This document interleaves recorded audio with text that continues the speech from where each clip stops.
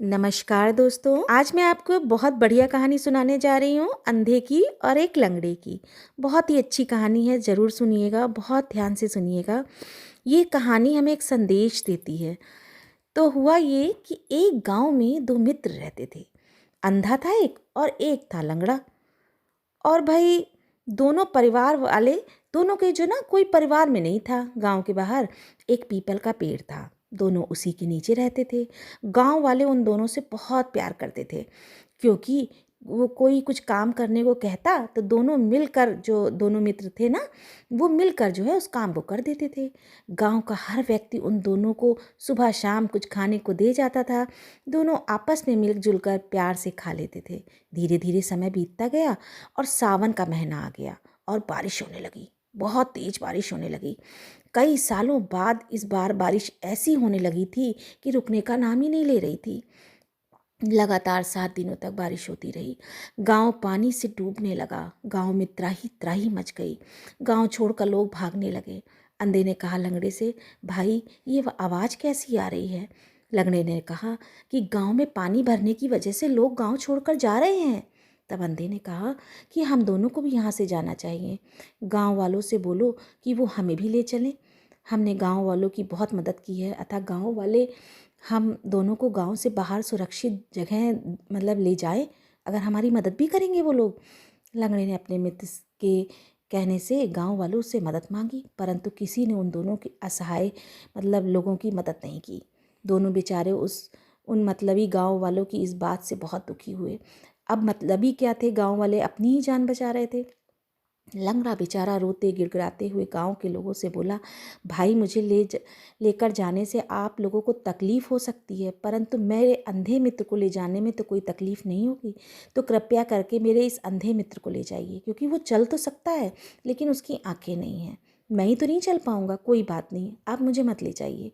तभी अंधा मित्र अपने लंगड़े मित्र की इस बात को सुनकर रोने लगा और बोला, मैं यहीं तुम्हारे साथ इस बाढ़ में डूबकर मर जाऊंगा, किंतु तुम्हें अकेले छोड़कर नहीं जाऊंगा। ये बात सुनकर लंगड़ा भी रोने लगा और फिर दोनों एक दूसरे को गले लगाकर रोने लगे। इसी बीच बिजली की गड़गड़ाहट होने लगी। बारिश बहुत तेज होने लगी। गांव के सभी लोग गांव छोड़कर चले गए थे। गांव में कोई भी व्यक्ति नहीं बचा था और ये दोनों बेचारे इस दुख भरी घड़ी में अंतिम घड़ी का इंतजार करने लगे। तभी लंगड़ा मित्र अंधे व्यक्ति से कहने लगा कि मैं अपने पैरों से चल नहीं सकता था, लेकिन भाई तुम उनके साथ चले जा सकते थे। वो तुम्हें बस रास्ता बताते जाते और तुम उसी रास्ते उनके साथ सुरक्षित जगह पे पहुंच जाते, जिससे तुम्हारी जान बच जाती। तभी अचानक अंधे ने खुश होते हुए लंगड़े से कहा कि भाई अब हम दोनों की भी जान बच जाएगी। लंगड़े ने कहा, वो कैसे भाई? अंधे ने कहा, भाई तुम नहीं सकते हो। लंगड़े से कहा कि तुम जो है चल नहीं सकते हो, लेकिन मैं तो चल सकता हूँ ना। मतलब लंगड़े ने कहा, क्या मतलब तुम्हारा, क्या कहना चाह रहे हो?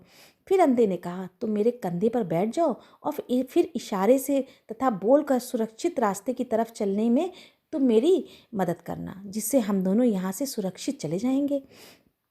लंगड़ा अंधे की बात को समझ गया और फिर अंधे के कंधे पर बैठकर उसके बताए गए रास्ते बात के अनुसार अंधे को जो है वो रास्ता बताता चला गया और वो सकुशल सुरक्षित स्थान पर पहुंच गए। उन दोनों मित्रों ने जो दोस्ती थी ना, चाहे दुख हो या सुख हो, वो हमेशा एक साथ एक दूसरे की भलाई की सोचते रहते थे। समझदारी, ईमानदारी, प्यार, घनिष्ठ मित्रता के बलबूते उन दोनों की जान बच गई। इस कहानी से हमें क्या शिक्षा मिली? इस कहानी से हमें शिक्षा मिलती है कि हमें अपने मित्र की हमेशा सहायता करनी चाहिए।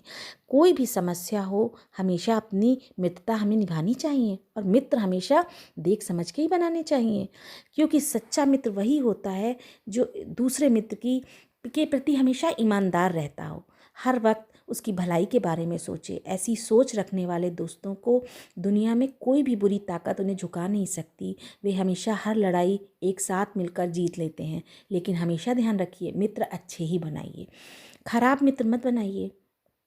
और मित्र ऐसा बनाइए कि जो आपकी कमियों को भी आपको बताए।